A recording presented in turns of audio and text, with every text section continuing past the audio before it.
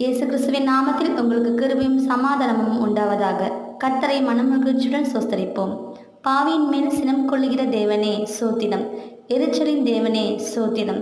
மன்னிக்கிற தேவனே சோத்திரம். அதிசயங்களை செய்கிற தேவனே உமக்கு சோத்திரம். இரட்சகராகிய தேவனே சோத்திரம். என் முகத்துக்கு இரட்சிப்பாய் இருக்கிற தேவனே சோத்திரம். எனக்கு ஆனந்த மகிழ்ச்சியாய் இருக்கும் தேவனே உமக்கு சோத்திரம். பெயர் சொல்லி அழைக்கும் தேவனே சோத்திரம் சோத்திரம். இன்று நாம் தியானிக்க இருக்கும் தேவ வார்த்தை, நம்ம ஆண்டவர் பெயர் சொல்லி அழைக்கிற தேவனாய் இருக்கிறார்.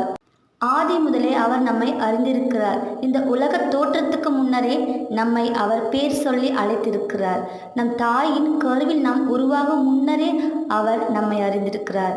நம்முடைய விசுவாசத்தின் கிரியைகள் மற்றும் நற்குணத்தினால் அல்ல, அவருடைய முழு கிருபையினாலே அவர் நம்மை பெயர் சொல்லி அழைத்து நம்மை மீட்டு கொண்டார். 99 நீதிமான்களை விட ஒரு பாவியை அவர் ரட்சிக்க விரும்புகிறார். நம்மை பெயர் சொல்லி அழைத்த நம் தேவன் நம்மை கைவிட மாட்டார்.